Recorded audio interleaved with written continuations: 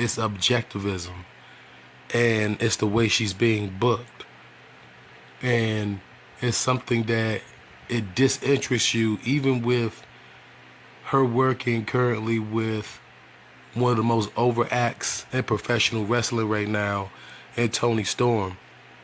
This woman is walking around with 6 championship belts from like 4 to 5 promotions. If I'm wrong, you can tell me down in the comments if I'm wrong.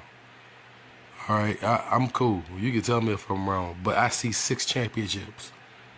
All right. Now, the problem with this is that when you book someone like Mercedes like this, right, and you don't book like a Megan Bain like this, like, it's problematic for people like me. All right. Essentially, right, with Jade Cargill leaving for the WWE, this looks like this was the storyline for Jade Cargill. This what it looks like. It's translating like it was meant for someone else and not necessarily Mercedes. Now, the reason why I haven't spoken on this directly and call her Mercedes Hogan, like I called her Mercedes Hogan last year at All In. That's what I did. It was a year ago. I called her Mercedes Hogan. All right. It's not going to work for me, brother. And this is just not working for me. This is not interesting. And she looks ridiculous walking around with 6 championship belts. All right. I've seen Mercedes wrestle up close. I've seen her. Look, I've seen her up close. She is everything that you wouldn't expect. All right. She is like nothing but pure muscle and thickness. Like, she looks like a superhero. Like, if they were casting the role of like Storm for X-Men, she would be perfect for it, because she's got like a godlike body, a godlike figure. Like, she is sculpted. If you think that Jade Cargill sculpted, Jade Cargill definitely she looked like an American Gladiator. You ever watched that show from back in the day? Like, that's the music that Jade Cargill come out to. All right, that's her real theme song. But Mercedes is not about the way she looks. It's not about her promo ability. It's not about none of that. It's about it's about AEW over pushing. They're over pushing Mercedes Moné, and they're not pushing a homegrown talent or a lesser known talent or somebody that like we didn't necessarily know until we saw on AEW. You understand what I'm trying to say? We knew of Toni Storm, but we didn't know of timeless Toni Storm. Okay? There's a lot of wrestlers, a lot of women in this promotion that I didn't know. All right, they might have been on the indies, they might have been in different feds, whatever. Didn't know until I watched AEW. All right? They've got women on their roster that I'd rather see them push them like this than to push Mercedes like this. And I understand that Mercedes is star power. She's main event power. Okay, we get those things. We understand those things.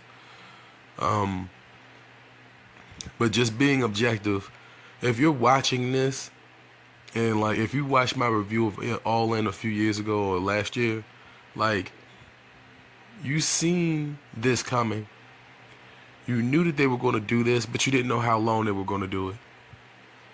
And it's so bad to the point where it's like, I have to ignore her ring gear. I mean, she literally came out with her cheeks out.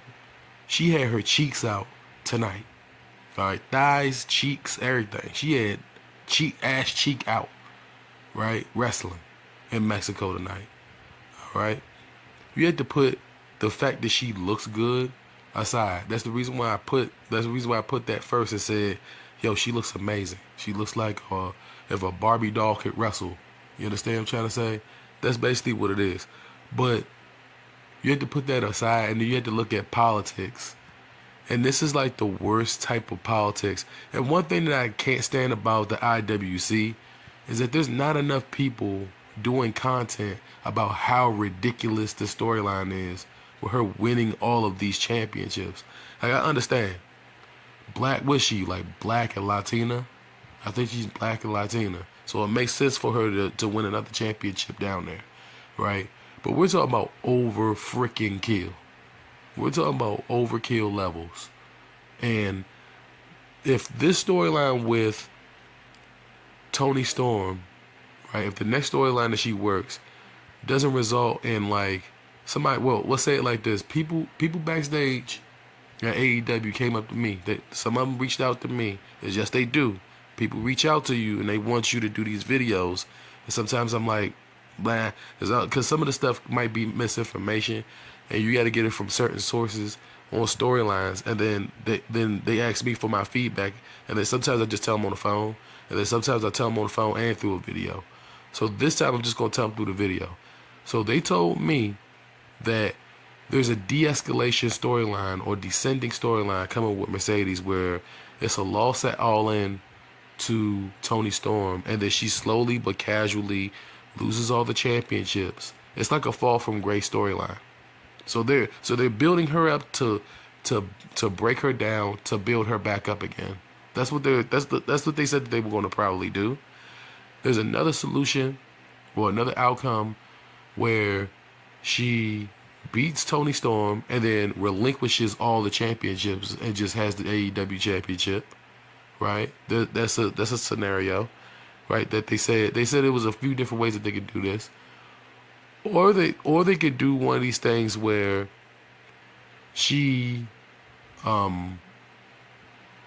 wins the championship, right? Keeps all the championships, and then slowly but surely she just kind of loses all of them, or she loses half of them, or something.